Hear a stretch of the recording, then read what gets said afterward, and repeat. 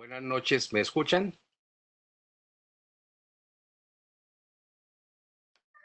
Sí, César.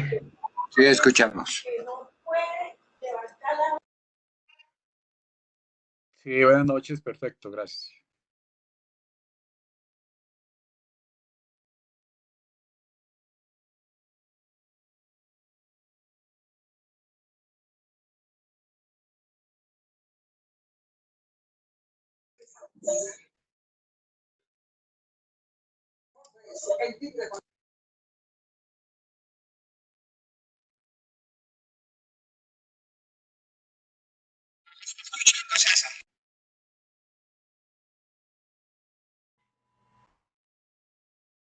César, no se te escucha, tienes el micrófono apagado.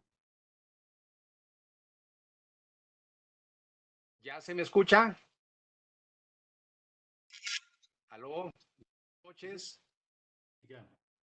Gracias. Qué pena. Parece ser que estaba el micrófono apagado. Repito un poco lo que dije inicialmente. Soy César Osma, el presidente del capítulo de Ingenieros Industriales de los Andes, y estamos en un ciclo de webinars que hoy corresponde con la doctora María Cristina Vega Ciceri, que habla acerca de los retos éticos que significan la inteligencia artificial y la transformación digital. Este es un esfuerzo importante de los ingenieros industriales de tratar de estar con ustedes para llevarles temas de mucho interés, de conocimiento general y para de alguna manera estar aprovechando doblemente la condición de que estamos en esa condición de encerramiento, porque de alguna manera podemos estar llenando y también esto nos ofrece la oportunidad de tener alguna cosa adicional por hacer. La doctora María Cristina, ella es graduada en Filosofía y Letras de la Universidad de los Andes, donde se graduó con una tesis sobre la vorágine, la cual fue laureada finalmente por la Academia de Ciencias de París. Más adelante, ella estudió Relaciones Internacionales en la Universidad Tadeo Lozano y se graduó también con una tesis laureada que fue la crisis del derecho de asilo en el caso de Víctor Raúl Haya de la Torre, la cual a su vez recibió muchas distinciones y fue reconocida en el Perú. Con Jorge Enrique Franco, es la organizadora del concurso del cuento Ramón de Zurita de la Universidad de los Andes. Es lectura investigable y tiene una situación particular en su vida que la hace como especial porque pocas personas llegaron tan cerca de poder estar cerca del Titanic como estuvo ella en su momento, porque a través de un concurso que se ganó con History Channel, la opción era ir a visitar el Titanic, pero desafortunadamente las condiciones del tiempo de la época no lo permitieron, pero ella sí estuvo seleccionada en su momento para ese propósito. Ya sin más preámbulos, le vamos a agradecer a la doctora María Cristina que inicie su intervención y le solicitamos respetuosamente a todos que mantengan cerrados sus micrófonos para efecto de que nos funcione mucho mejor la organización. Y por otra parte, les pedimos que las preguntas que tengan por hacer se formulen en el chat y las cuales serán respondidas. Sin más preámbulos, entonces, doctora María Cristina, le agradezco por favor que inicie su intervención. Gracias.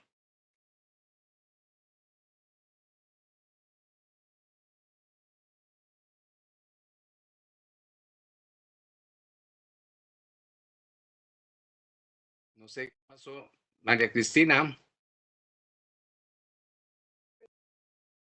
No volver al 100% del contacto social como estaba. Yo no he tocado nada y estábamos hablando bien. Ya.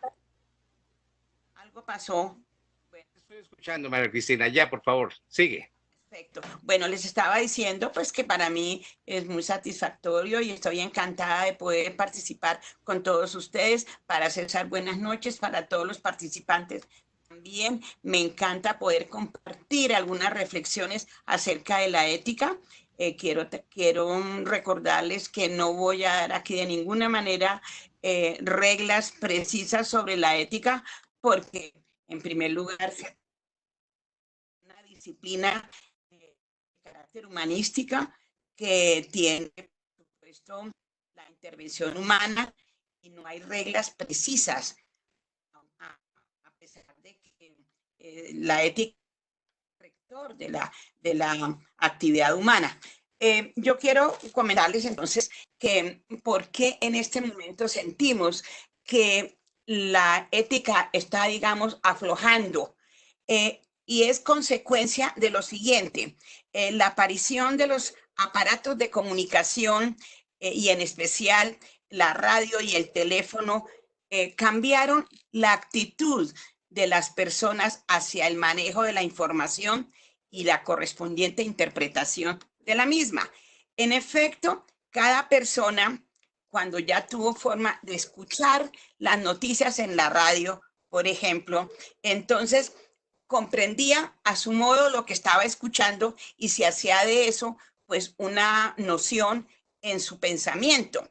Y eso hizo que cada quien tuviera su propia concepción de lo que escuchaba.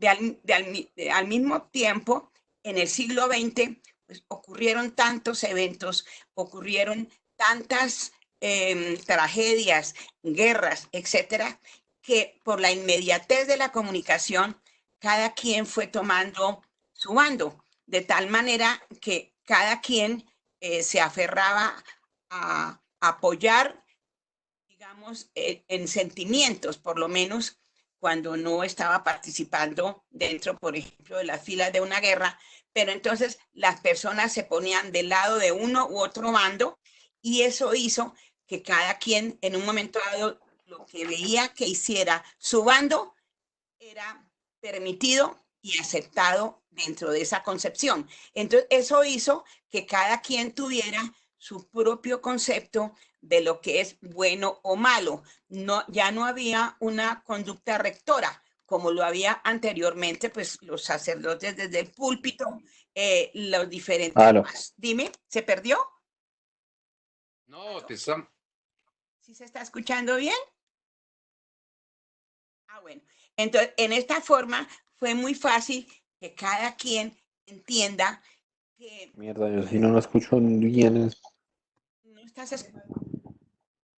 Bueno, entonces, lo que pasa es eso, que entonces cada quien comenzó a tener la propia interpretación de los eventos y poner su concepción mental relacionado con lo bueno o lo malo. Entonces, si yo estaba de acuerdo con el bando de una guerra, todo lo que hace ese bando por acabar con el otro, para mí está bien. Y ahí viene el problema. Por eso es que la ética ha aflojado tanto, porque ya no hay un concepto genérico sobre qué es bueno o qué es malo.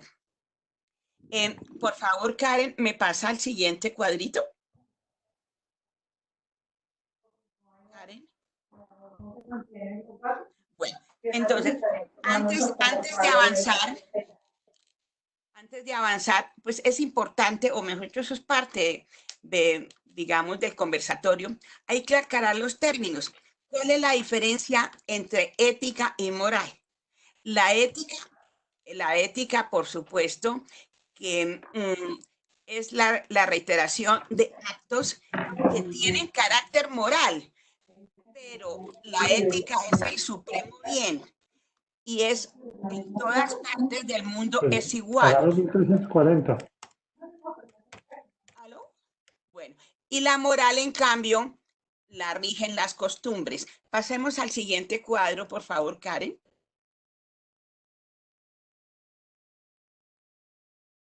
Por ejemplo, hay una cosa muy importante que aquí estoy colocando y es que Al-Khwarizmi, un matemático árabe del siglo IX, él tenía muchas ecuaciones y se ha encontrado que él identificó el valor de una persona y decía que el valor de una persona es 1 si es inteligente, le agregaba un 0 si es rico, le agregaba otro 0, 100 si es una buena persona y vale 1000.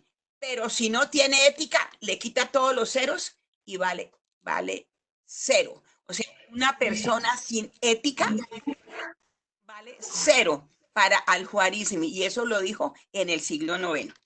Vamos entonces a mirar así, grosso modo, la diferencia. La ética es un concepto universal y la moral es un concepto completamente particular. La ética, por lo tanto, es general y la moral es local. La ética es invariable y la moral es variable. La ética es el supremo bien emanado de la ley natural que cada uno tiene en su conciencia y que no varía de uno al otro. La moral tiene su fundamento en la costumbre y corresponde a los valores de una época, en un determinado territorio y para un grupo de personas. Entonces podemos definir la ética. Hay muchas definiciones, pero una definición muy genérica es la disciplina filosófica que estudia el bien y el mal, sus relaciones con la moral y establece los principios para calificar el comportamiento humano. Ejemplo, la vida es sagrada. En cualquier época del mundo, en cualquier sitio del mundo, en cualquier región, etcétera, siempre la vida es sagrada. Ustedes no van a encontrar en ninguna parte del mundo una constitución que diga se puede matar. No, la vida es sagrada. Ese es el supremo bien. En cuanto a la moral, la definición es el conjunto de costumbres y normas adoptadas para dirigir o juzgar el comportamiento de las personas en una comunidad. Ejemplo, el reglamento de propiedad horizontal de un edificio. ¿Cuál es el reglamento de propiedad perfecto? El que cada conjunto residencial aplique, y cada uno es diferente porque las condiciones de cada conjunto son precisamente diferentes. Por favor, pasamos a la siguiente. Karen. Bueno, también para entender un poquitico, para comprender, para que todos hablemos el mismo idioma, es importante, no, devuélvete porque hay unos conceptos que es importante tenerlos. Por ejemplo, la teleología. ¿Qué es la teleología? Es una ciencia, viene del griego telos, que significa fin. ¿Y cuál es el fin de la teleología? El fin de la teleología es precisamente el fin. O sea, cada objeto, cada ser creado por el hombre o creado por la naturaleza tiene un fin. O sea, las plantas se hicieron para, los aparatos los hacemos para, tenemos alguna cosa que utilizamos para, o sea, todo tiene su fin, todo tiene su objetivo. Eso es lo importante que tenemos que tener en cuenta en la teleología. En términos generales, es la doctrina que establece las causas finales y cada ser existe o ha sido creado para ejecutar o lograr un fin. Eso es importantísimo. Bueno, vamos a ver qué es ciencia. La ciencia es el conjunto de conocimientos objetivos y verificables sobre un tema determinado que han sido obtenidos por medio de la observación y la experimentación. La explicación de sus principios y causas, así como la formulación y verificación de las hipótesis, se caracterizan por el uso de una metodología adecuada para el análisis del objeto de estudio y la sistematización de los conocimientos. Por eso está la ciencia de la aeronáutica, está la ciencia de la medicina, la ciencia correspondiente a cada campo del saber. ¿Qué es la tecnología? Es el conjunto de conocimientos propios de una técnica, dentro del cual existen instrumentos, recursos, procedimientos empleados en un determinado campo o sector. Ahora vamos a ver qué es la inteligencia artificial. Hay muchísimas definiciones. Vamos a tomar una. Es un programa de computación diseñado para realizar operaciones que se consideraban propias de la capacidad y la inteligencia humanas, tales como aprender, entender, razonar, tomar decisiones y tomarse una idea sobre una realidad. Al mismo tiempo, es el campo científico de la informática que se centra en crear programas y mecanismos que simulan o muestran comportamientos considerados inteligentes. Es decir, la inteligencia artificial es el concepto según el cual las máquinas piensan como los seres humanos. Es la transformación digital. Es la integración de las nuevas tecnologías en todas las áreas de una empresa para cambiar su funcionamiento. Su objetivo es optimizar los procesos, mejorar la competitividad y ofrecer un nuevo valor agregado a sus clientes. No se trata de comprar máquinas más potentes, almacenar datos en la nube o instalar una planificación de recursos empresariales. La transformación digital implica cambio de mentalidad de los directivos y empleados de las organizaciones y es una apuesta de futuro hacia nuevos métodos de trabajo para aprovechar todo el potencial de la digitación.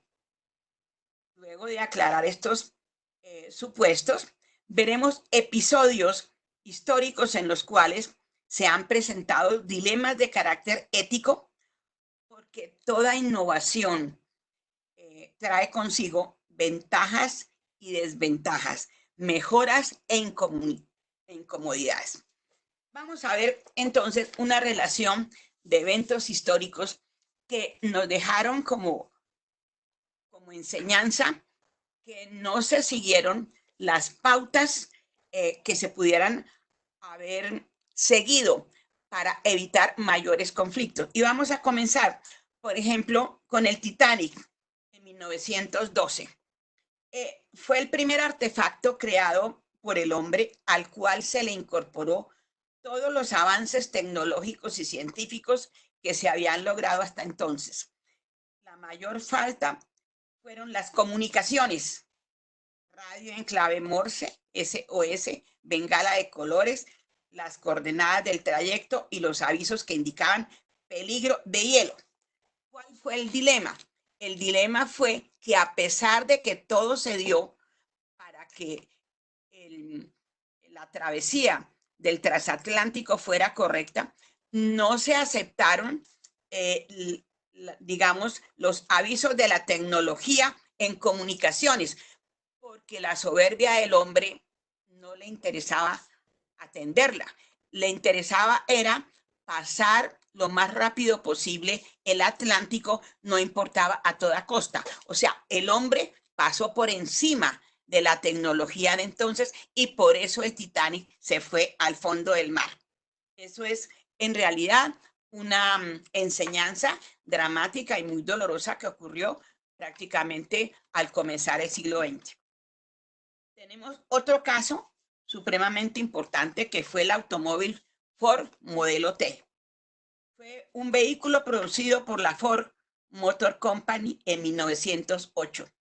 Fue supremamente mal recibido por la prensa y se desató una ola de animadversión contra el vehículo porque para guardarlo requería que se sacrificara la mitad de las casas. Entonces, el dilema que presenta el Ford es que se reducen las casas para poder tener una mejor facilidad en el transporte.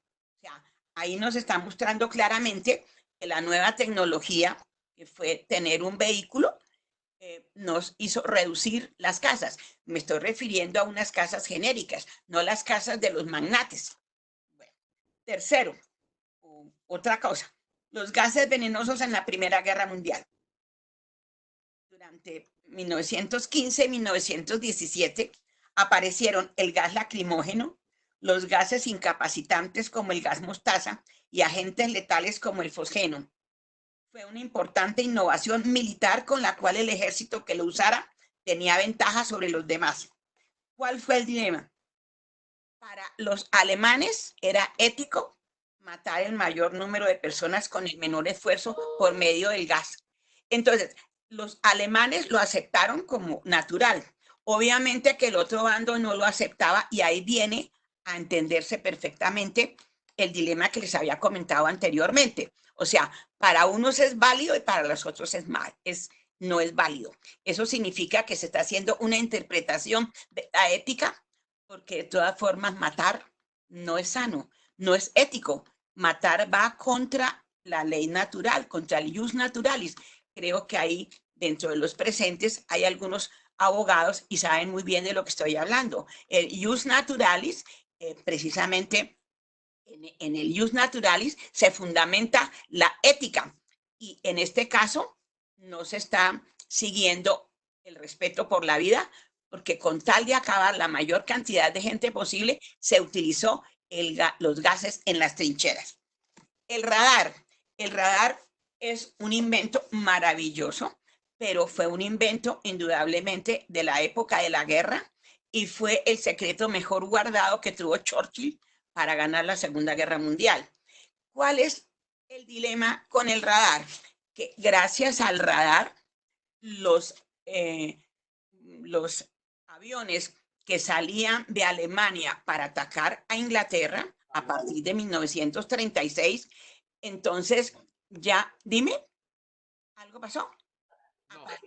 A partir de ese momento, o sea, del 36, o sea, ya tenía Inglaterra listo el radar y lo perfeccionó de tal manera que en el 41, cuando sobrevienen los vuelos y los ataques de Alemania sobre Inglaterra, pues por supuesto que sí alcanzaron a bombardear a Londres, pero muchos de los aviones no pudieron pasar el Canal de la Mancha porque fueron detectados oportunamente por el radar y cayeron entonces en el canal. También eso es igualito a lo que acabamos de hablar de los gases. Entonces, ¿cómo vemos ese acto? Si uno está de acuerdo con que Inglaterra debía parar a Alemania, entonces es lícito, es perfecto tener el radar para tener la oportunidad de matar a los aviadores alemanes. O sea, es exactamente el mismo caso.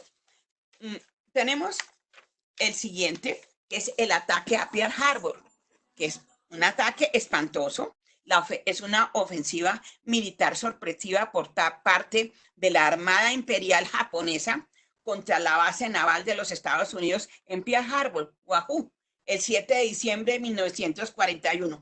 El ataque fue milimétricamente concebido gracias a la elaboración de mapas con datos conseguidos mediante reconocimiento aéreo y planimetría. O sea, en ese momento fue una organización técnica, pero lo más sofisticado que se podía pensar.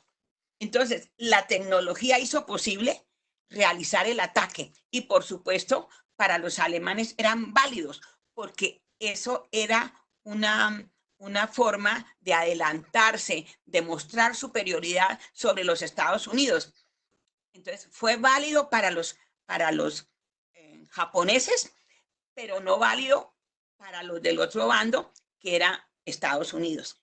Y si uno analiza lo que pasó en la Segunda Guerra Mundial, las personas que están en el bando de los aliados lo repudian y las personas que están en el bando del eje, pues lo favorecen o están de acuerdo.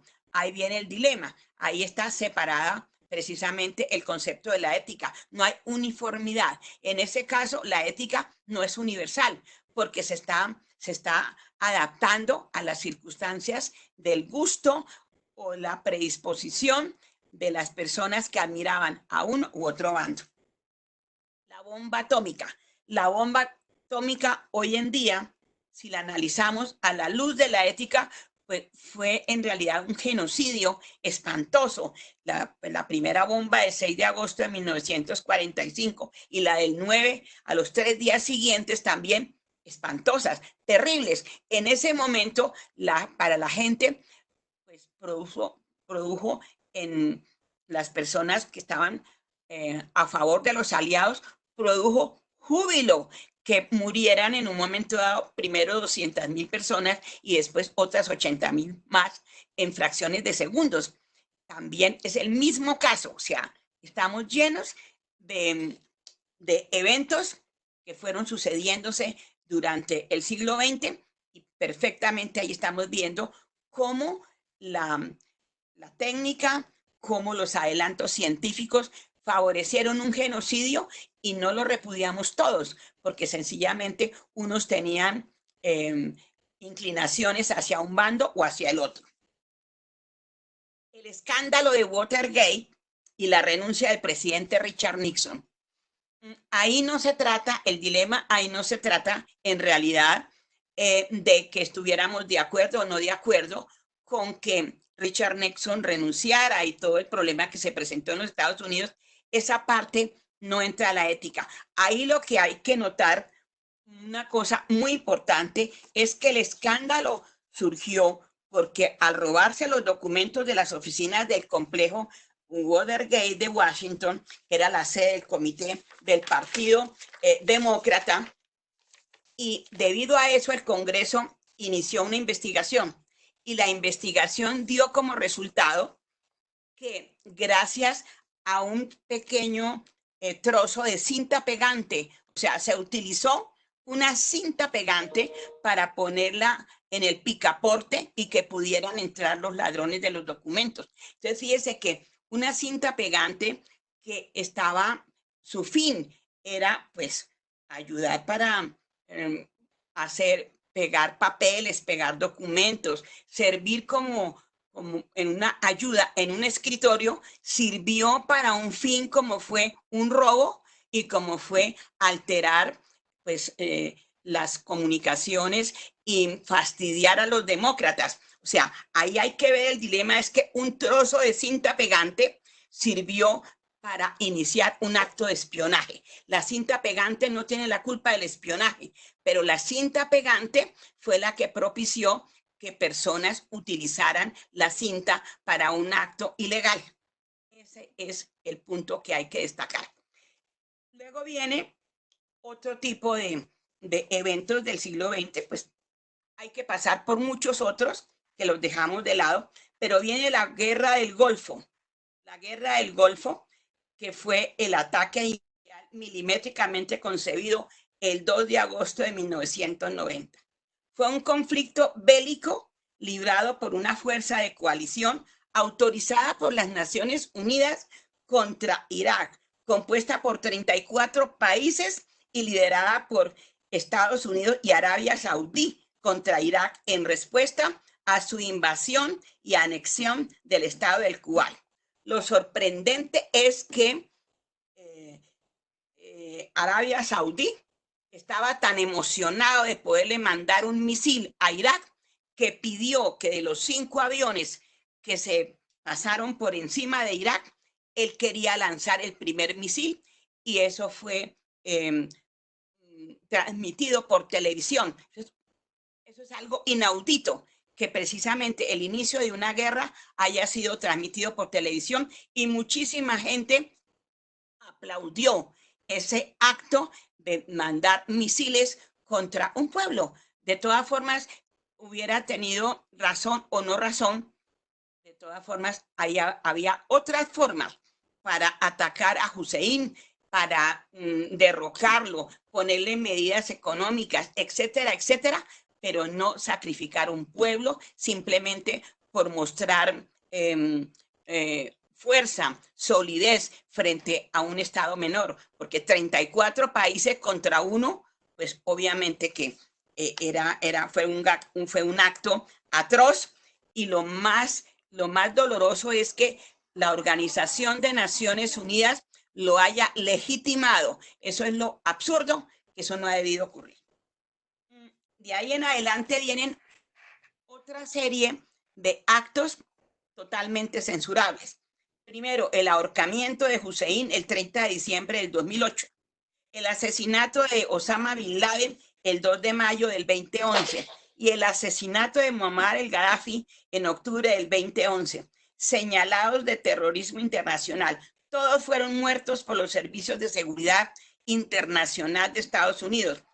Pero lo más aberrante es que luego de la muerte de cada uno, los medios masivos transmitieron las imágenes de sus respectivas muertes, mostrando los cadáveres, mostrando las figuras de ellos que eran irreconocibles porque eran unas masas ensangrentadas.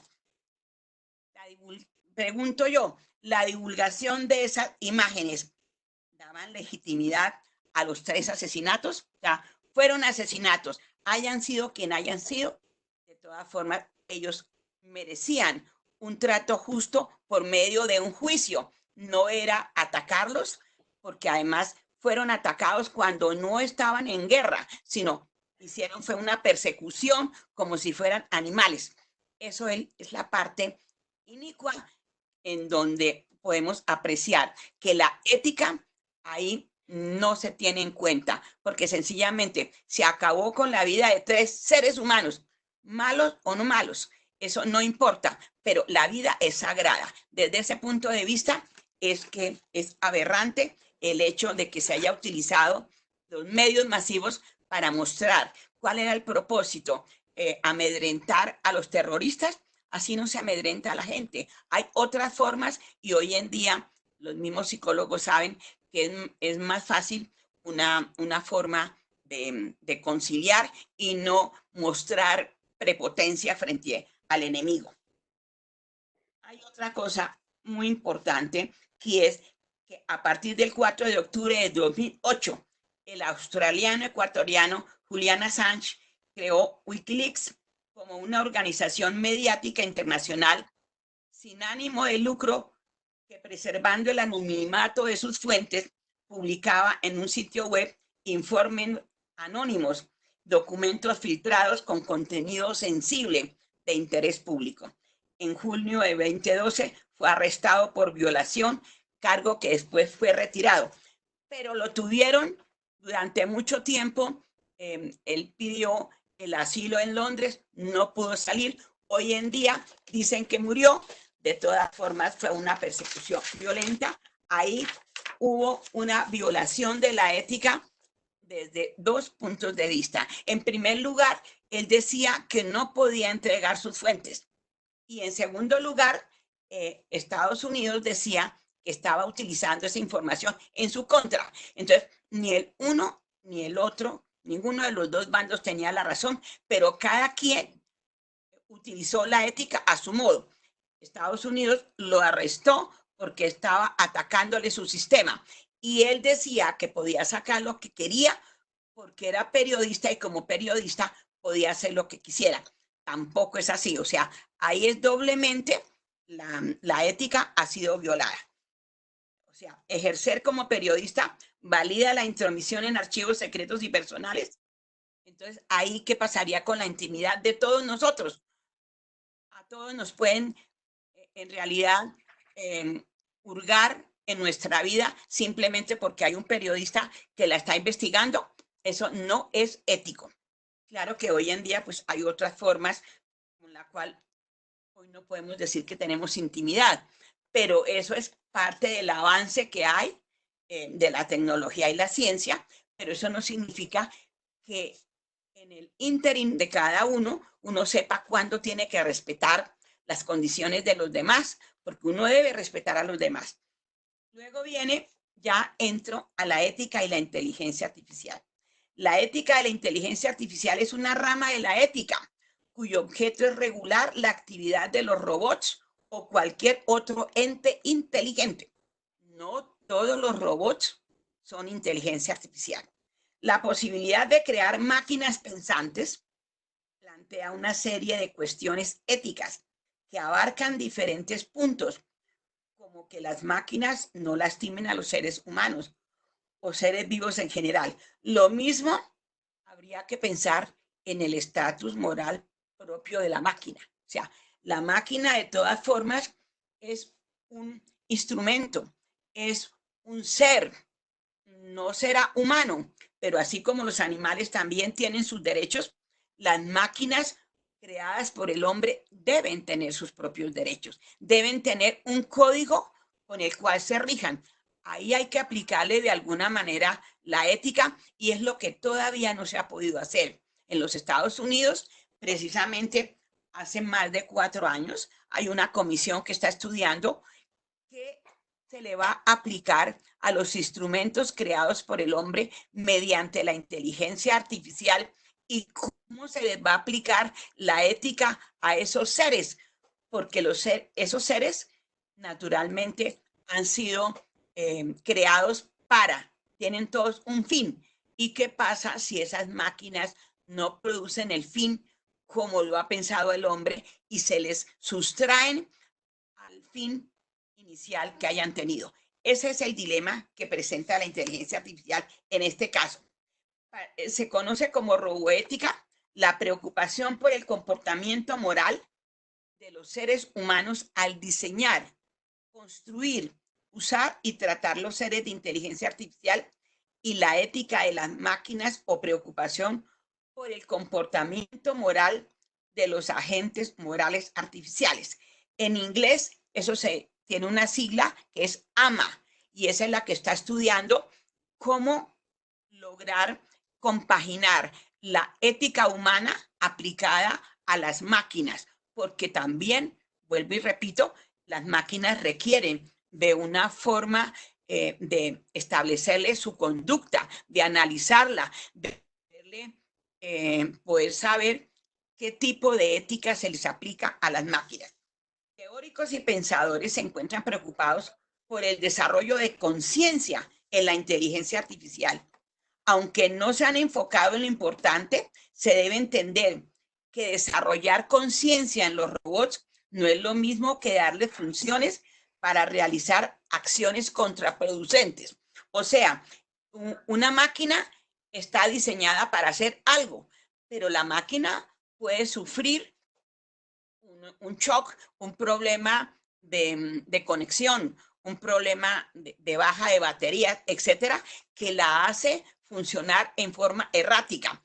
Ahí viene el problema. Entonces, la preocupación es cómo se va a incluir o contemplar la ética en la inteligencia artificial.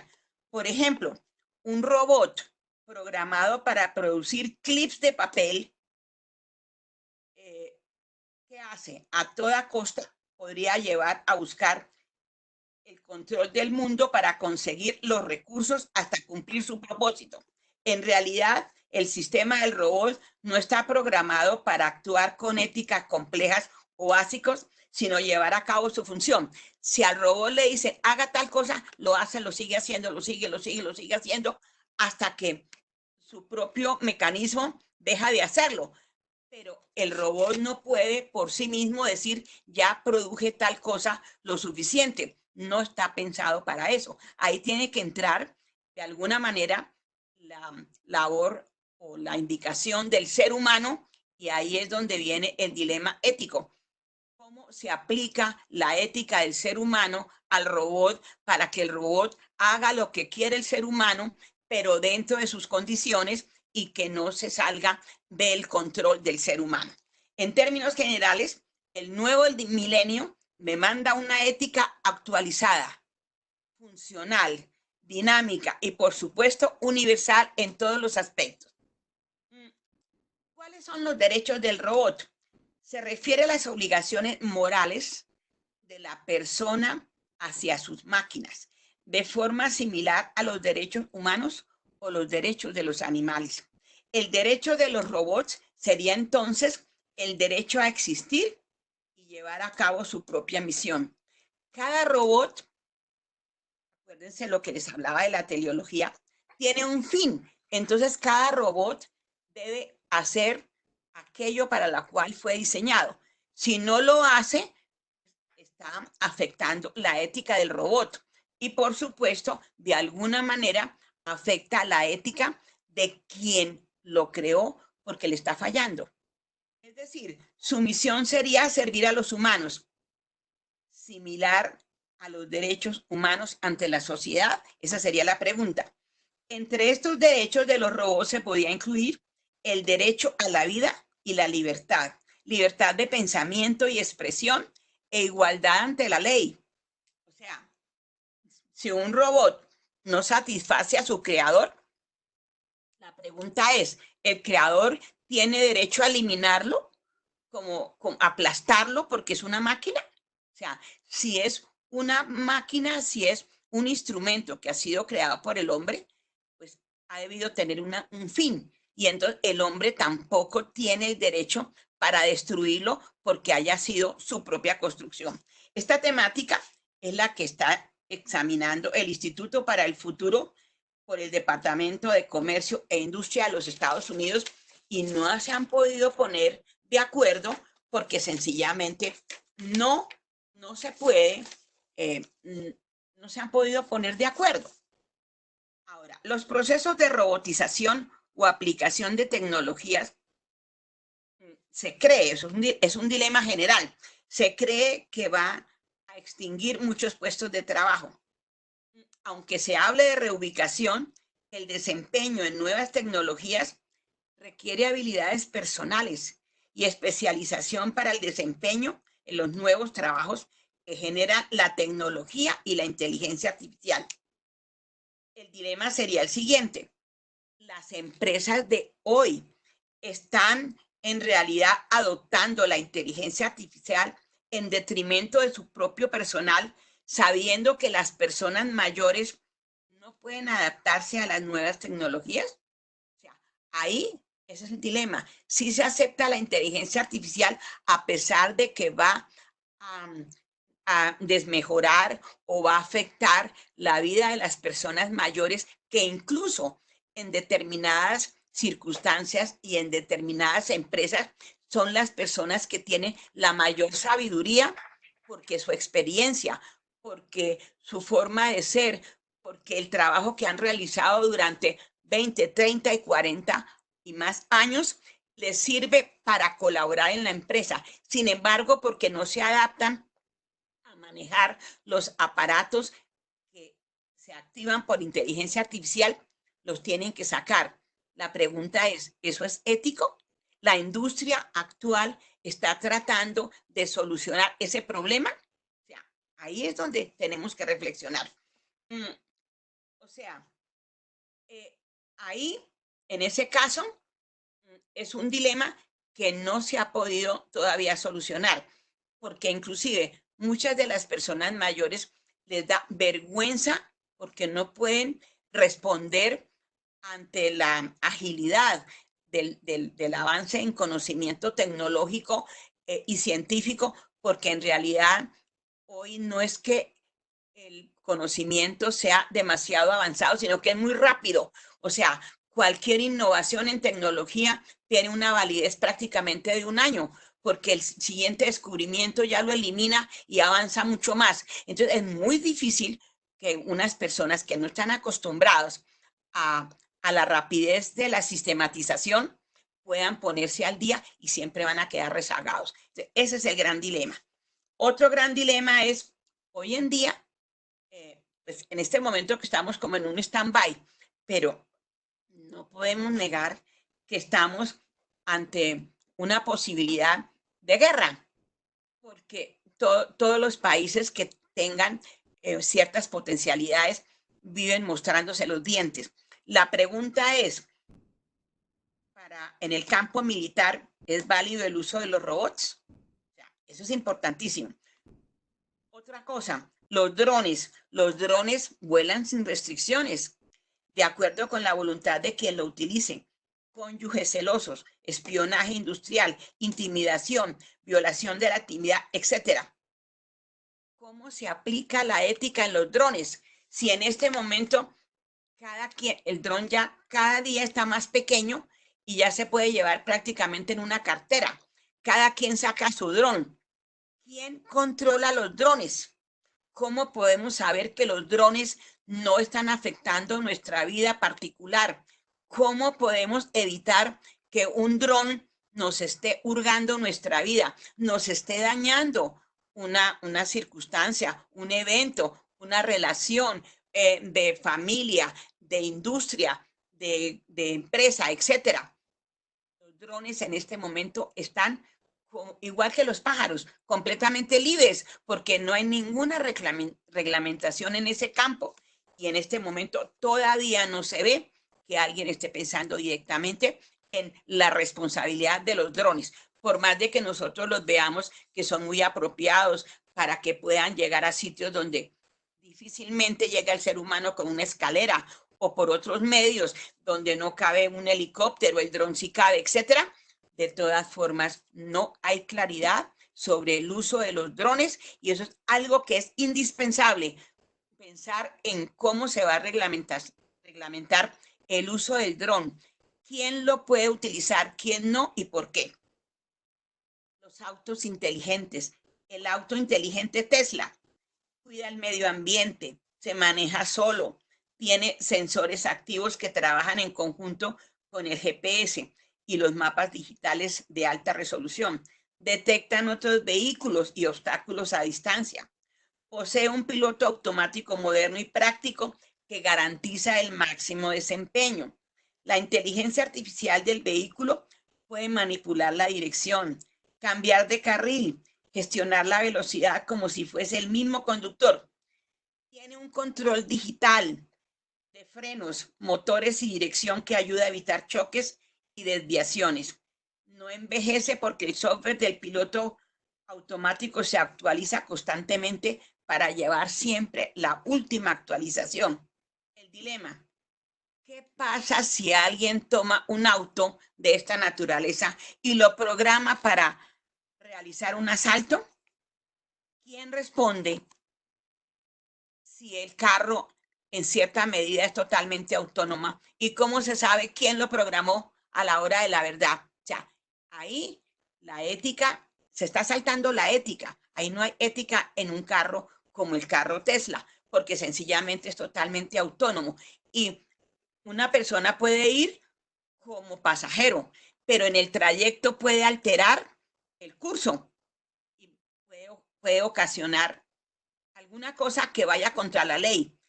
¿Cómo se sabe que fue el pasajero? ¿Cómo se sabe que fue el dueño? ¿Cómo se sabe que fue el constructor? Ahí viene también problemas de ética.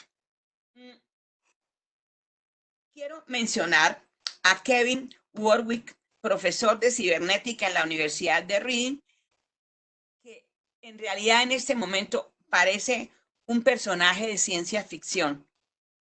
Se ha implantado varios chips que lo convierten en un cyborg, mitad hombre, mitad máquina. Por medio de la internet, el chip implantado en su cerebro le permite actualizar y convertirse parcialmente en máquina.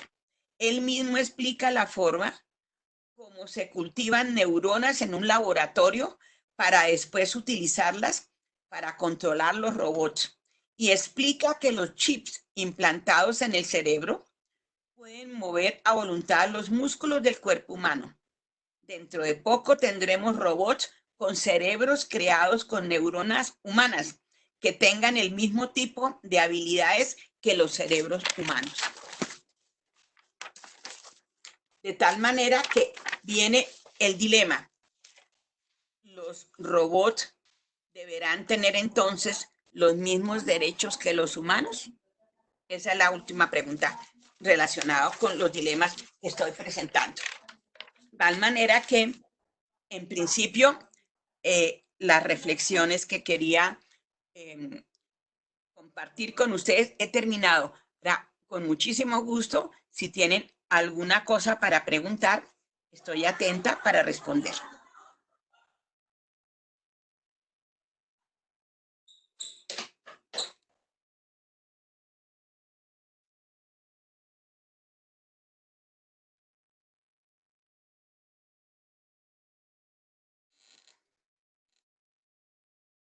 Doctora María Cristina, Cuéntame.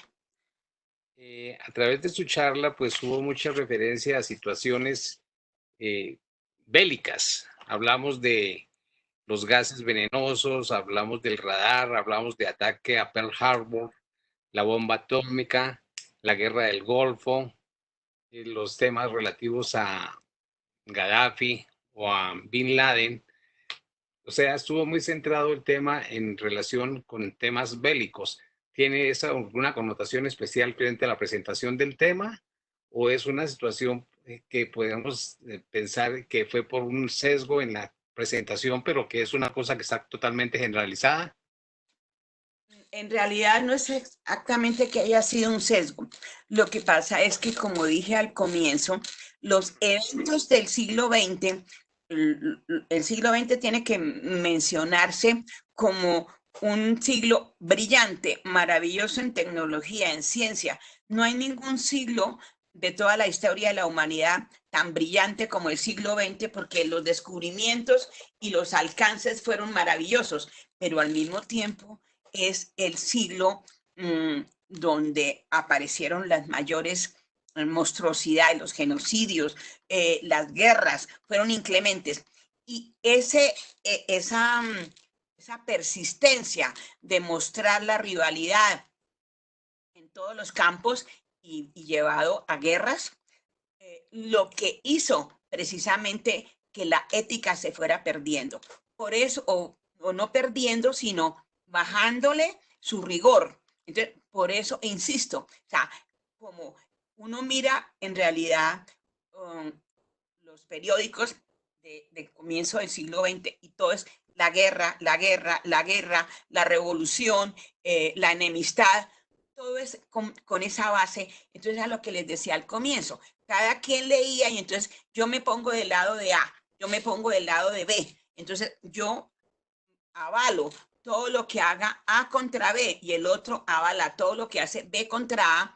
Entonces, eso facilitó de alguna manera que se aflojaran las normas y exactamente el concepto de la ética. Precisamente por eso, por tanta enemistad que se presentó durante el siglo XX y aún hoy, porque estamos viendo en este momento los conflictos heredados del siglo XX están en el siglo XXI y algunos inclusive han crecido, pero obviamente todos tenemos preferencias, que los kurdos, no me gustan los kurdos, que los chiitas, que a mí sí me gustan, que no sé qué, y entonces cada quien, lo que acabo de decir, avala que los chiitas hagan todo en contra de tal cosa. La guerra de Siria en este momento es algo aberrante y ya inclusive la gente se ha cansado de verla tanto durante 5 o 6 años que uno dice, Dios mío, ¿por qué fue que comenzó la guerra de Siria?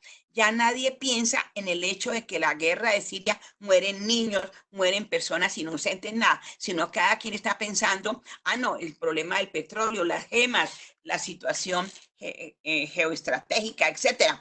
Pero nadie piensa en el valor de la vida humana. Entonces, resalto en realidad estos momentos o estos eventos que tienen que ver mucho con enemistades y confrontaciones bélicas, no porque yo tenga una predisposición hacia eso, sino que eso es demasiado notorio en el transcurso del siglo XX y hasta hoy, que son guerras todos los días.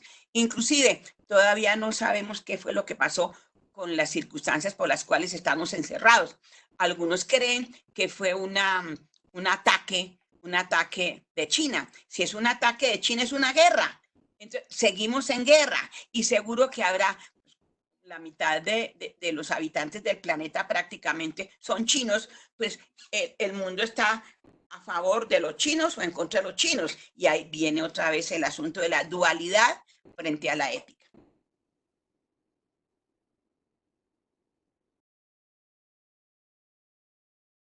¿Qué decir, preguntan, qué decir respecto del control de la genética y los dilemas éticos que presenta? No te entendí, discúlpame. La pregunta dice, ¿qué decir frente a los dilemas que se presentan por el control de la genética? O sea, cuando hablamos hoy día de la genética, pues inclusive se ha hablado de que es posible que con el tiempo seamos capaces, por ejemplo, de hacer reproducir un brazo que se dañe o cosas de ese tipo, claro, y todos los dilemas que estamos viendo hoy día frente a los vientres prestados y toda la situación que sea.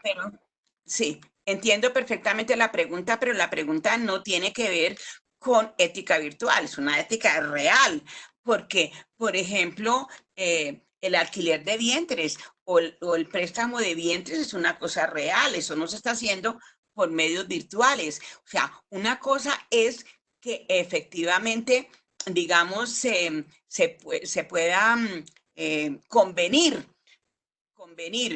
se conviene entre 2 personas o entre 4 personas para, por ejemplo, engendrar un hijo in vitro y todo ese proceso genético que hay.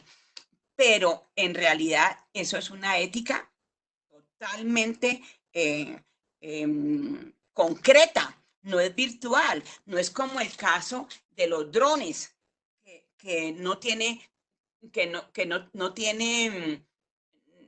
el dron no tiene alma, digámoslo así, no tiene pensamiento. En cambio, la madre sustituta o la madre gestante, pues es un ser humano. Entonces, eso es otro tipo de ética y obviamente que hay que pensar en eso. Y en los Estados Unidos, por ejemplo, yo he redactado ya como tres tesis relacionadas con ese tema y el problema El problema es que en los Estados Unidos, ustedes saben muy bien que cada estado tiene una reglamentación diferente y no recuerdo con claridad, pero me parece que en California el alquiler de vientres es muy manguiancho. En cambio, hay otros estados de los Estados Unidos que no lo toleran.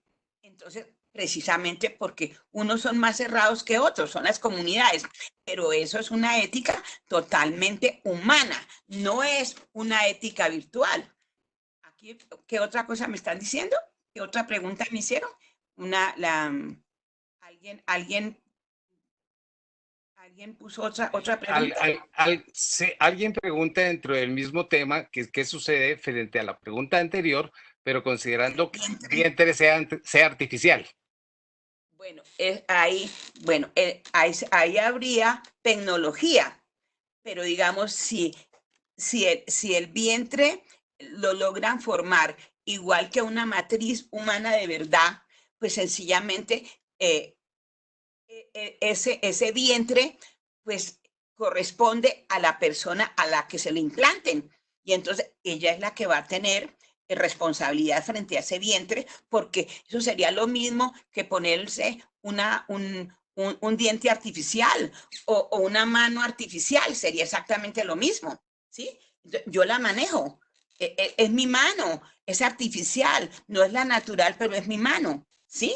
Ahora, en cuanto a las células y la forma de mejorar enfermedades, mejorar órganos lesionados por enfermedades, etcétera, pues se están utilizando las células madre y que en principio están originadas dentro del mismo cuerpo que requiere. Yo sé, por ejemplo, que personas que tienen problemas en los ojos, en las válvulas del corazón, les hacen un estudio para con las células madre crear las válvulas, crear algunas, yo no sé de medicina, nada, pero sí sé que entonces hacen, digamos, el órgano o por lo menos el tejido que necesitan para incrustarlo en el ojo por medio de las propias células de la persona. O sea, ese es un avance que de reconstrucción originado precisamente por la cirugía plástica y por otra serie de cosas, y el propósito es mejorar la calidad humana de la persona, y la persona sabrá. Yo creo que ninguna de esas personas va a decir, es que yo quiero recuperar la vista porque quiero recuperar la vista para poder matar a alguien. No, yo recupero la vista porque tengo un problema y quiero mejorar porque yo quiero gozar de la vida, ver el panorama, ver a mis hijos, ver a mi marido, ver a mis amigos. Es otra forma. No es exactamente que quiera utilizar, ponerse un ojo, mejorar el ojo por medio de una célula madre para hacer un mal. No, sería un ojo biónico, pero en realidad con las células madres o conseguir un vientre que haga las funciones naturales de un vientre, pues lo tiene que manejar correctamente la persona que se implantó ese vientre. Para algo se lo puso, quería tener un hijo, etcétera, y no lo podía tener en otra forma. Entonces es responsable de ese vientre. Es completamente diferente porque ahí no hay nada virtual. Bueno, hay otra pregunta. En los ejemplos de inteligencia artificial en los que el usuario puede programar al robot, ¿no sería el robot simplemente una herramienta como un martillo? ¿Cómo se presenta luego cuando el robot debe tomar una decisión? Por ejemplo, cuando el carro, en caso de accidente y en piloto automático, debe tomar una decisión. Por ejemplo, ¿a quién salvo en caso de accidente? ¿A los pasajeros o a los peatones? Exacto. Ese sí es un caso eminentemente de inteligencia virtual. Y ahí es donde está trabajando la comisión que te digo en los Estados Unidos. En el evento de que ocurra un choque y que el carro, lo que tú estás diciendo, el carro ante la emergencia que se le presenta decide, ataco no, sino salvo a quién de los dos. En este caso, sí es eminentemente un problema de ética relacionada con la inteligencia artificial, porque en realidad pareciera que el auto haría las cosas en una forma autómata, mecánica. Analiza la situación desde el punto de vista de la viabilidad, no dentro de la ética o dentro de, digamos, del concepto de salvar una vida, sino qué es más práctico para el automóvil. Y para el mismo automóvil va a verse menos afectado, digamos, que se eche a botes por un barranco, que se incendie, no sé, un automóvil, pues con inteligencia artificial puede saber exactamente si frena, qué le ocurre, si no frena, qué le puede ocurrir, si se le sale la gasolina, si hay incendio, etcétera.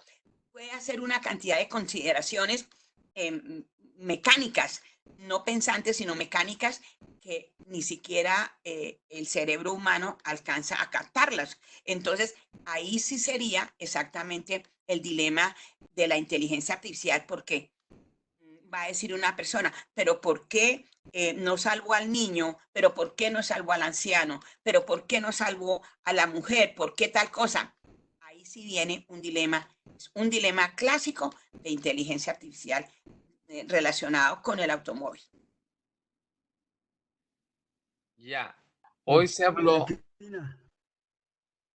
Cuéntame. Doctora María Cristina, buenas noches. Un favor. Todos los ejemplos que usted ha planteado, detrás de cada uno de ellos, evidentemente hay una organización. ¿Cuál sería su recomendación para contrarrestar todos estos problemas que hay de falta de ética en general en las organizaciones? Porque todo lo que ocurre y lo que vemos a diario, y investigaciones, por ejemplo, la que realizó el externado, plantean que la corrupción es tan alta, tanto en el sector público como en el sector privado. Incluso hace algunos meses el canciller, el que hoy es ministro de Defensa, planteaba en una entrevista en El Tiempo que todo contrato ocurra generalmente ahora en el sector público, en el sector privado, tiene que llevar un 30% de adicional para lo que llamamos las coimas. Lo acabamos de ver ahorita con los dineros para esta pandemia que estamos viviendo. Es como el pan de cada día. ¿Qué nos sugiere como para contrarrestar este problema que es como otra pandemia, que cada vez crece, crece, crece? Las organizaciones tienen comités de ética, tienen valores, tienen principios. El mismo Odebrecht lo tenía entre sus valores. Pero vemos que en la práctica ocurre todo lo contrario. ¿Qué nos sugiere? Gracias. Gracias. Mira, lo que pasa es que el ser humano se ha vuelto demasiado voraz para conseguir dinero y yo personalmente creo que no es necesario siempre pensar en esos robos tan escandalosos. Es que es quitarle prácticamente la comida a media humanidad por atesorar una cantidad amasar unas fortunas que ni siquiera tienen modo de disfrutarlas, porque por andar en uno de esos jets privados se estrellan, por las comilonas se atoran. O sea, eso es absurdo. Ahí en ese caso, en realidad, la falta de ética en las relaciones humanas y en las actividades relacionadas con los contratos en el Estado y toda esa gente que es tan viva. En estos casos, el asunto no es problema inmediato en este momento, eso viene de atrás. En realidad, la única forma para superar esa pandemia, porque es una pandemia, en la corrupción, es la educación. La educación en valores y en principios. Como se han perdido los valores y como les acabé de decir, porque de alguna manera se fue sintiendo que no importaba, yo me pongo del lado de uno, entonces lo que hace el otro yo lo acepto. Eso de aceptar tan fácilmente las cosas injustas que hace la persona o el bando con el cual yo me identifico, eso es lo que hace que se avale la corrupción, porque como dicen en México, bueno, ya unos robaron bastante, ahora le toca al otro partido. Así no es. Lo que pasa es que nadie debe robar. Eso de las coimas y todo eso, a mí me parece tan aberrante que no lo concibo. Y ya inclusive los jóvenes que se están levantando, por ejemplo, mis hijos, ellos dicen que no aceptan de ninguna manera un soborno porque les parece lo más aberrante que estén ofreciéndoles coimas para cualquier cosa, porque no lo aceptan. Entonces, aunque uno no quiera y aunque crea uno que la gente no está pensando en eso, hay un grupo de profesionales que son limpios y están pensando en que no deben producir corrupción, que no deben ser corruptos. Además, otro problema, o problema no, una forma de poder luchar contra la corrupción era atendiendo la sugerencia de la Convención contra la Corrupción de Naciones Unidas, que pide que un ciudadano honesto o un grupo de ciudadanos sea el que denuncie ante las respectivas entidades encargadas de analizar la corrupción y que la prensa lo divulgue y que no haya políticos ahí, pero aquí fulanito de tal, el más corrupto de todos, y es el que va a liderar las campañas anticorrupción. Entonces, ¿quién va a creer en eso? Hay que buscar una persona limpia, un grupo limpio que diga vamos a luchar contra la corrupción y vamos a utilizar los medios y vamos a exigir que el Tiempo, la República, el Siglo, el Espectador, cromos, la otra y la otra y al otra y panfletos y comunicados y puerta a puerta y mostrar ejemplos, porque la corrupción no la van a luchar los corruptos. Imagínense que salgan medidas anticorrupción del Congreso, de una vez ya salen viciadas. Entonces, Naciones Unidas siempre ha dicho eso. Lo que pasa es que la forma como la concibieron es muy difícil, porque si alguien va a luchar contra corrupción, un ejemplo, si yo dijera, bueno, a partir de este momento yo voy a luchar contra la corrupción y voy a señalar esto y esto y esto y esto y esto. A los 4 días me dan un pepazo. Entonces la gente ya se exime, dice, no, si ya a ella la mataron, a mí también me pueden matar y todo el mundo se aculilla. Pero si hay, por ejemplo, una entidad grande, no sé, que se hiciera la Asociación de Colombianos Anticorrupción y somos 3 millones de personas que vamos a mirar como al estilo de la época del gran rey Darío, que él tenía lo que se llamaba los 1000 ojos y mil oídos. Él tenía, a pesar de que su imperio era tan enorme, él sabía todo lo que estaba ocurriendo porque él tenía, digámoslo así, hablando como en términos modernos, espías que le contaban quién hacía cosas corruptas y él los mandaba a llamar. Era un sátrapa que logró mantener su imperio bajo régimen de la ley precisamente por eso. Pero aquí, como nos da miedo porque además el violento es más fuerte que uno. ¿Sí? Entonces, debido a eso, pues nos aculillamos y no podemos denunciar. Y si vamos a cualquier sitio a presentar una denuncia de corrupción, inmediatamente uno tiene que firmar, poner la huella, decir dónde vive, con quién vive, dónde está, qué hace, para dónde va, dónde viene. Primero el corrupto lo identifica a uno y el corrupto se muere de la risa y lo manda a matar. Entonces, ese es el problema que tenemos acá. Pero si lográramos hacer, como dice Naciones Unidas, que un grupo, que en un momento dado dijéramos, vamos a buscar un referendo, vamos a sacar 5 millones de colombianos, vamos a vigilar todos los contratos que hay, porque esos contratos son del dinero nuestro. Para eso inclusive se hizo la vitrina de contratación, en donde uno puede ir mirando cómo van los contratos, pero como no lo hacemos, ese es el problema, que somos tan perezosos, ¿sí? Para echar piedra, para censurar al gobierno, estamos listos, pero no hacemos nada por mejorar nuestra condición. Ese es el gran problema, que no tenemos compromiso, y no tenemos compromiso porque aceptamos todo en una forma manguiancha. Ah, bueno, que los otros luchen por tal cosa. Yo no, porque yo no tengo tiempo. Yo no, porque estoy cansada. Yo no, porque los niños. Yo no, porque mi marido. Yo no, porque mi mamá. Porque no sé qué. Siempre nos disculpamos y no hacemos compromisos con la sociedad. Colombia debiera adelantar una gestión precisamente de depuración, pero tratando con algo así como los prohombres, pero como todos los prohombres ya nos los mataron, ya no hay en este momento prohombres para liderar una campaña anticorrupción en Colombia. Ese es el gran problema. Bueno, compleja situación que plantea, doctora. Alguien pregunta ¿cuál considera usted que sería el organismo internacional más indicado para dictar una ética global?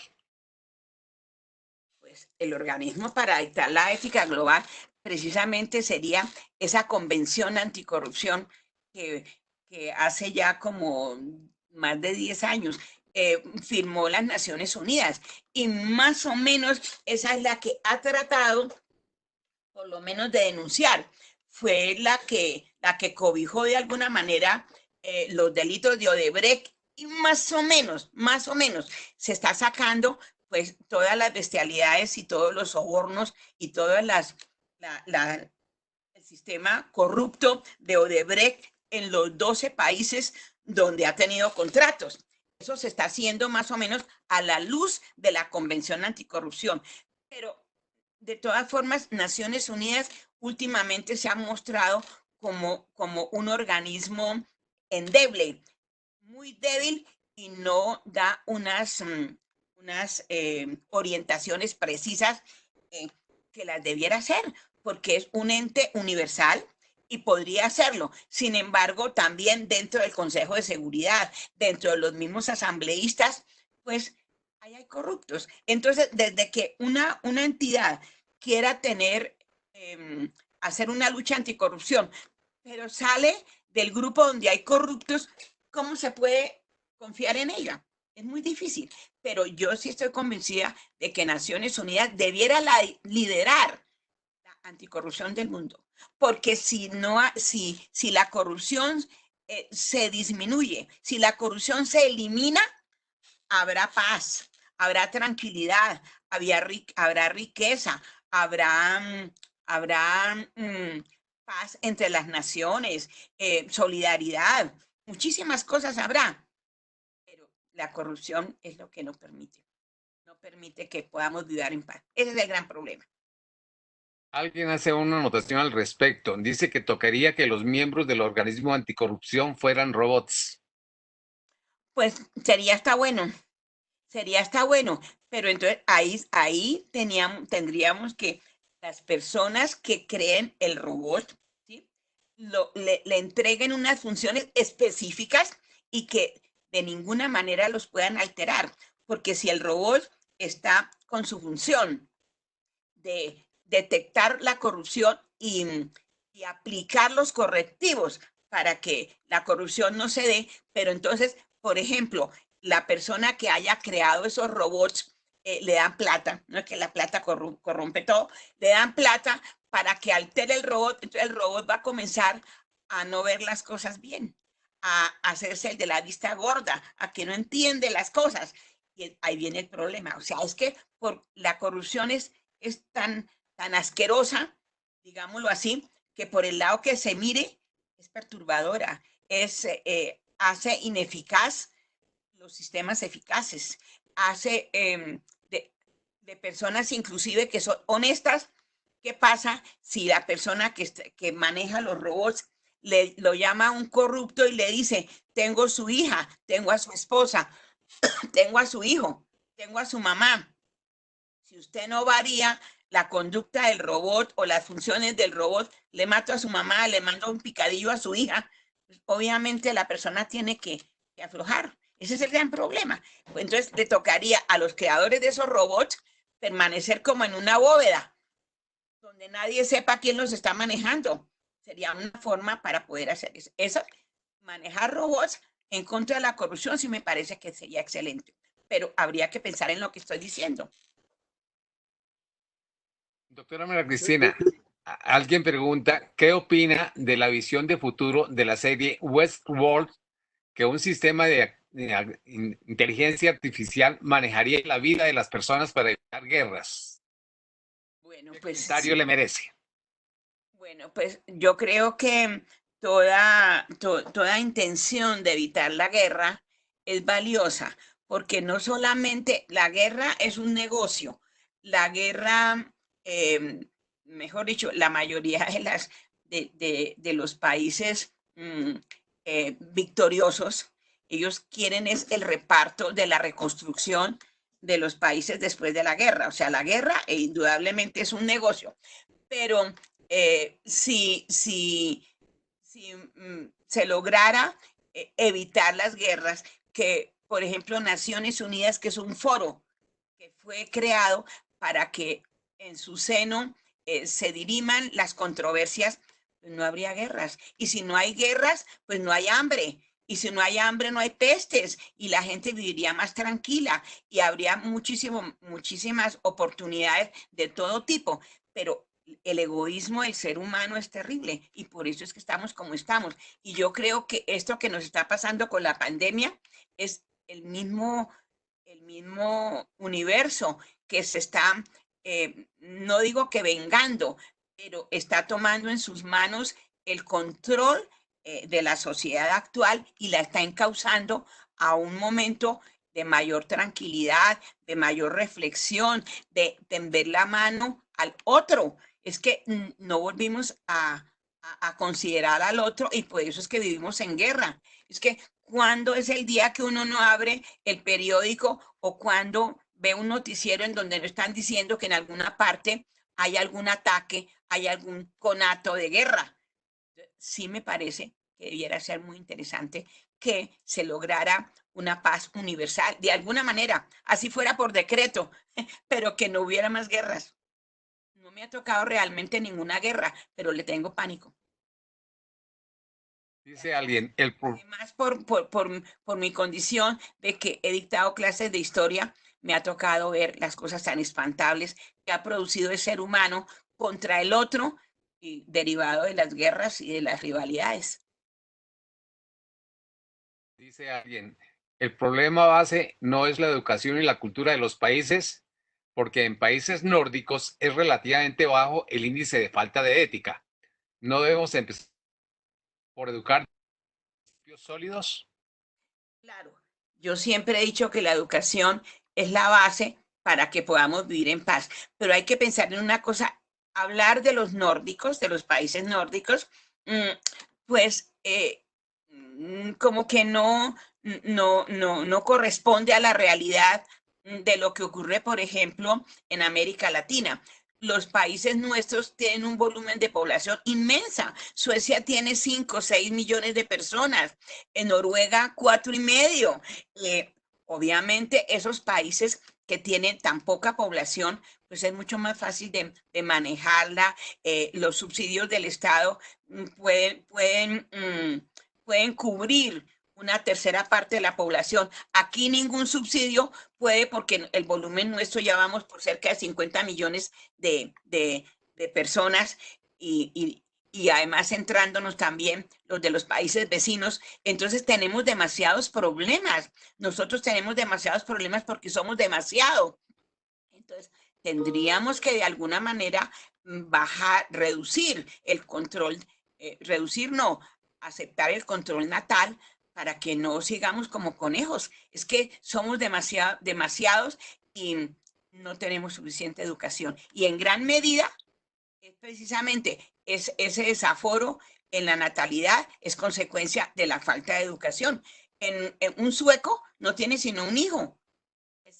Excepcionalmente tiene 2, pero la mayoría de los suecos, los finlandeses, todos los nórdicos no tienen sino 1 o 2 hijos y muchos ninguno. Doctora María Cristina, hay un concepto que en su conversación, en su conversatorio, y es que habla del derecho de las máquinas. Lo entiendo como un concepto relativamente nuevo. ¿Hay algún organismo, algunos pensadores, algún grupo que esté tratando de eso? Recientemente, pues hemos tenido algunos ejemplos en la jurisprudencia nuestra donde se han dictado sentencias jurisprudenciales hablando del derecho del río, del derecho del mar, del derecho de la tierra. En algunos momentos también hay sentencias sobre los animales, pero es la primera vez que escucho hablar del derecho de las máquinas.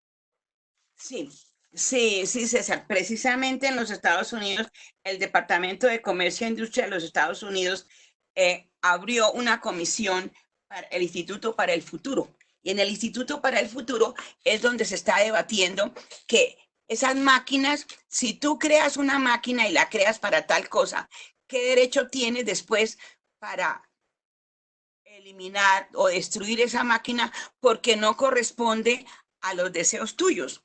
Porque la máquina se salió de los principios con los cuales fue formulada, etcétera. Entonces, se está estudiando precisamente eso allá. Es una de las cosas que se está estudiando.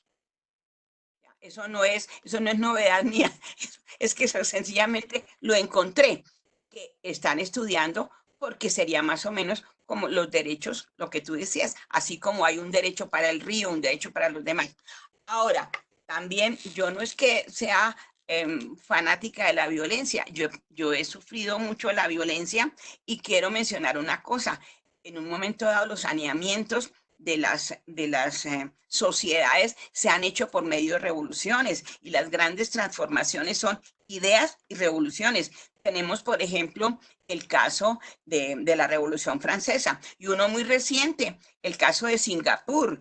Cómo es que ellos es un país floreciente, pero fue con un régimen muy estricto contra la corrupción y cómo está precisamente, es uno de los tigres asiáticos y gracias precisamente al imperio de la ley. Allá la corrupción se sanciona con la muerte, ahorcamiento, y fuera de eso, los corruptos son mostrados, fueron mostrados porque hoy no hay, pero fueron mostrados para que la gente los viera. Aquí, como ya les dije antes, pues es imposible porque ¿quién va a aceptar? Ni siquiera a Garavito, cuando se le iba a poner un anuncio diciendo que y lo identificaran, que no porque iba contra los derechos humanos de él. Los derechos humanos, perdónenme la palabra, pero nos tienen muy fregados aquí en Colombia. Bueno, doctora María Cristina, no hemos recibido más. Yo quiero finalizar con una cosa muy importante. En este momento, por ejemplo, nuestro presidente dio un dinero a los bancos para que colaboren y ayuden a las empresas que en este momento están con problemas de alguna manera frente a la inactividad económica de este momento. Y Valcoldes iba a entregar dinero a eso, pero los bancos ya están cogiendo ese dinero para sus operaciones bursátiles y no los están empleando. No hay un solo desembolso. No hay un desembolso hasta este momento porque a los empresarios, porque a los bancos no les interesa. La voracidad de los bancos es la principal corrupción que hay en Colombia. Yo me pregunto por qué los puentes que se hicieron hace 50 y 70 años no se han caído. En cambio, con todas las técnicas modernas, todos los puentes que ha hecho Luis Carlos Sarmiento, todos se le han caído. Eso es corrupción. Eso es corrupción. Sencillamente no los hacen con las técnicas apropiadas. Y lo que está ocurriendo ahorita de negar los bancos el dinero que ha entregado el presidente como ayuda, se va a perder o no perder, sino lo van a utilizar los bancos a su acomodo, prestándoles a sus clientes favoritos y no a los clientes que lo necesitan. Ya terminamos, doctora María Cristina. Sí, ya no me digan nada más porque después entonces me dan mi pepazo por ahí. Yo les agradezco muchísimo. De todas maneras, doctora María Cristina, hayan escuchado. No, y el agradecimiento es nuestro que usted haya querido acompañarnos y compartir estos importantes conceptos con nosotros. De verdad que desde Inandinos le damos las rendidas gracias por su participación y esperamos que en otras oportunidades nos pueda acompañar. Finalmente, pues, gracias. Quiero invitarlos vamos a tener un webinar sobre Industrias 4.0 en tiempos del COVID. Las personas que se inscribieron nos acompañaron hoy y les haremos llegar la presentación a través de un correo electrónico. Y nuevamente nuestros agradecimientos por su participación y su asistencia. Y una buena noche para todos. Gracias. Yo también me quiero despedir, César, darle las gracias por la atención de ustedes, por haberme invitado y muchísimas gracias, pues que me hayan escuchado. Cualquier cosa, con muchísimo gusto. Muchas gracias, María Cristina. Todos los asistentes, muchísimas gracias y feliz noche. Yo les estaré enviando un correo electrónico con una encuesta sobre este encuentro. Apreciamos mucho las opiniones que puedan darnos, recomendaciones, sugerencias. Y junto con eso les estaremos también enviando la presentación tal cual lo dijo César. Muchísimas gracias y una feliz noche para todos. Y cuídense mucho, por favor. Feliz noche.